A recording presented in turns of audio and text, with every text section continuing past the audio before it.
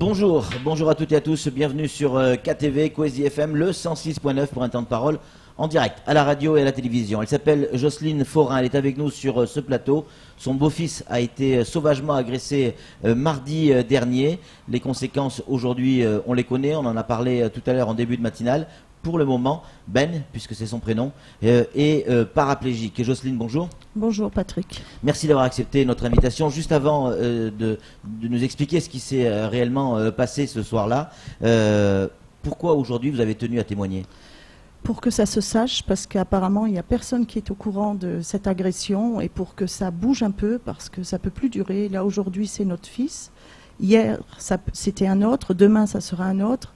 C'est plus possible cette agression sur l'île et il faut agir, il faut faire quelque chose. On est mardi dernier, il est aux alentours de 18h30. Oui. Ben quitte le domicile familial pour se rendre, je ne sais pas où. À Bandrélé. À Bandrélé. Il est en scooter, il se fait littéralement arrêter du côté d'Ajangois. Et là, qu'est-ce qui se passe? Et bien donc il était avec un pote, il partait à Bandrélé pour normalement chercher des chiots, on a appris. Et donc en passant devant Ajangois, il y avait toute la bande habituelle à l'abribus, donc ils sont passés. Et au retour, cette bande n'était plus à l'abribus, mais s'était mis en face. Et ils leur ont tendu une embuscade. C'est-à-dire qu'ils ont monté un barrage humain, un barrage humain pour essayer de les stopper. Son ami a réussi à se sauver. Donc lui a couru, il a été pris par un chauffeur de voiture qui l'a emmené à Amoureau. Et mon petit beau-fils, ils l'ont massacré, quoi. Il a réussi, pour moi, dans sa tête, il a dû se dire, c'est pas mon scooter, donc je m'accroche. Il croyait, en roulant vite, peut-être qu'il allait pouvoir s'échapper, mais en fait, compte, non. Ils étaient tellement nombreux qu'il n'a pas pu partir, quoi. Ils l'ont frappé, ils l'ont fait tomber du scooter, ils l'ont frappé au sol. Ils l'ont frappé au sol. Il y en a un qui lui a... Donc ça, sont les dires de mon petit beau-fils, parce qu'il est conscient quand même. Il parle, il parle, voilà. Il connaît tout le monde. Il connaît tout le monde, il connaît tous ses agresseurs. Donc, il m'a expliqué qu'il y en a un qui lui a arraché son casque, parce que le casque est dans un état pitoyable, un casque intégral pourtant.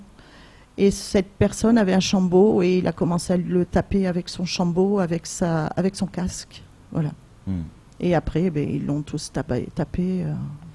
Pour vous, cette histoire est préméditée puisque Ben a fait des déclarations sur son lit d'hôpital, notamment à son papa. Il a entendu des choses pendant qu'on le frappait. Voilà, dont une certaine jeune fille qui lui a donné des coups de pied, qui a dit aux autres, mais il n'est pas mort.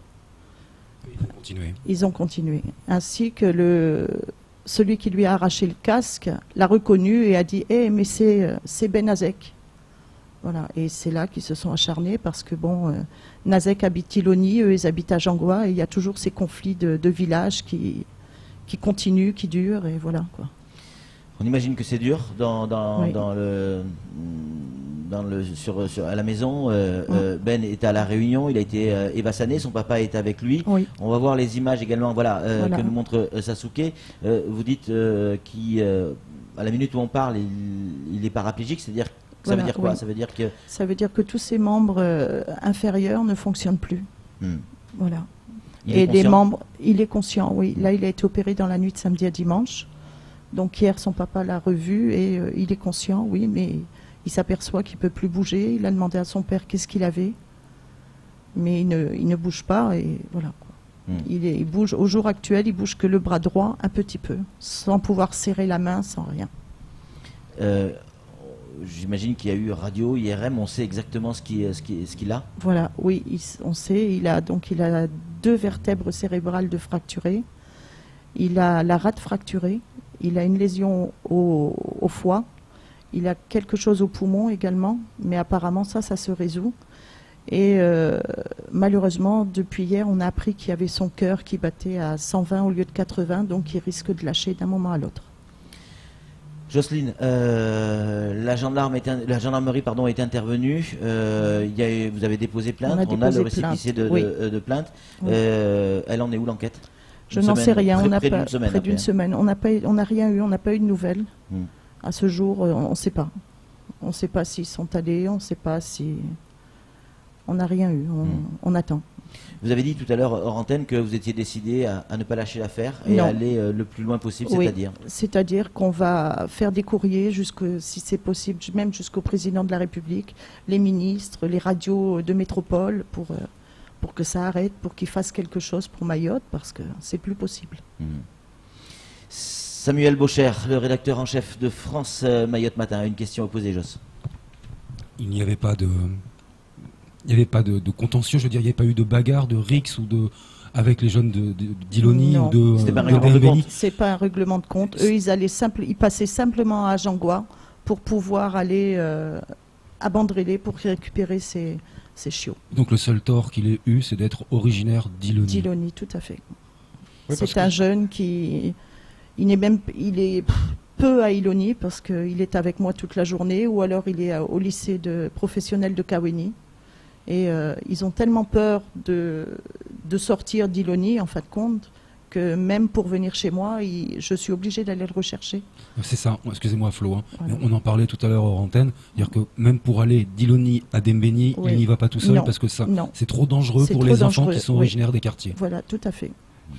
La motivation, vous nous l'expliquiez tout à l'heure aussi, la motivation n'est pas le vol du scooter. Non, au départ, non, c'est pas le vol du scooter. Enfin, au départ, peut-être dans leur tête, c'était le vol du scooter, mais quand ils ont vu que c'était des jeunes d'Iloni,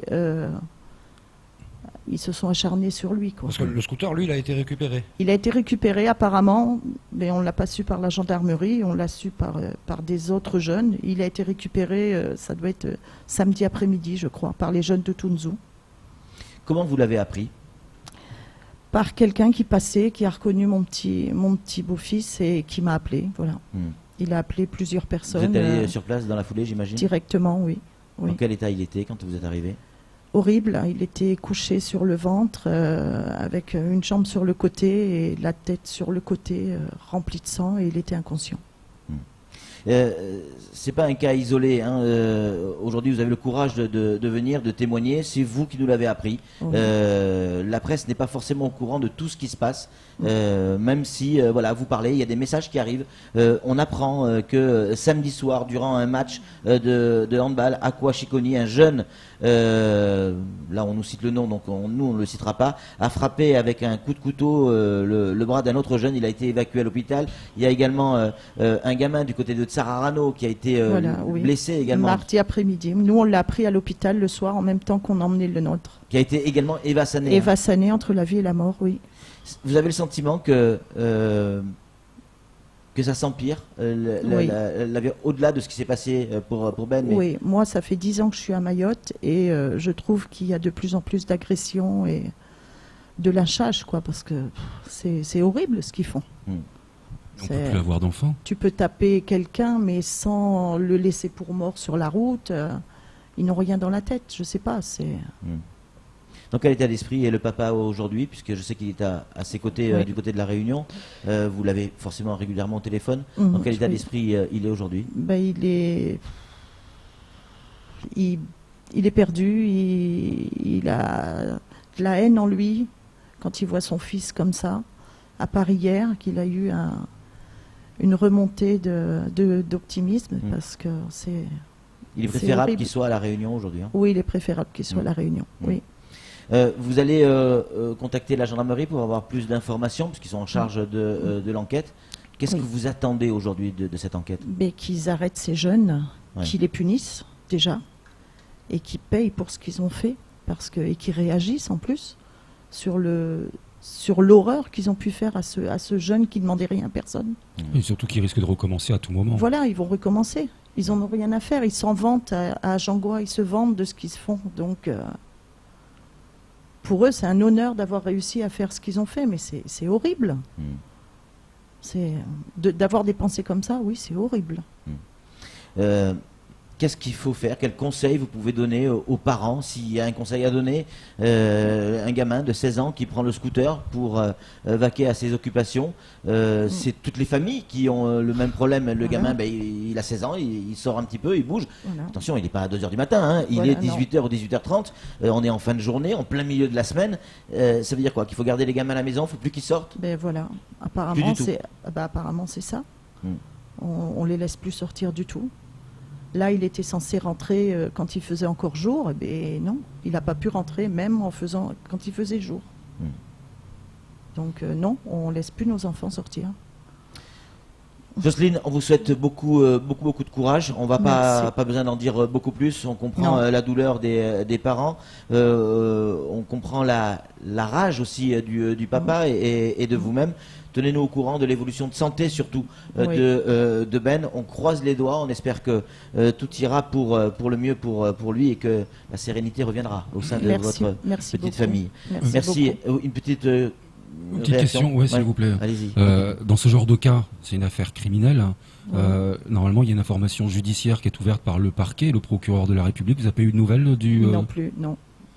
Moi, je vous invite à vous rapprocher du parquet aussi pour avoir des nouvelles, parce que l'information judiciaire doit être ouverte très rapidement dans ce genre de cas. D'accord. De toute façon, aujourd'hui, c'est prévu que j'appelle la gendarmerie, le gendarme qui s'est occupé de nous pour le dépôt de plainte, pour savoir si ça bouge, s'il y a quelque chose de fait. Merci Jocelyne et courage. Merci Allez, beaucoup. c'est tout pour ce temps de parole. Tout de suite, la suite de nos programmes.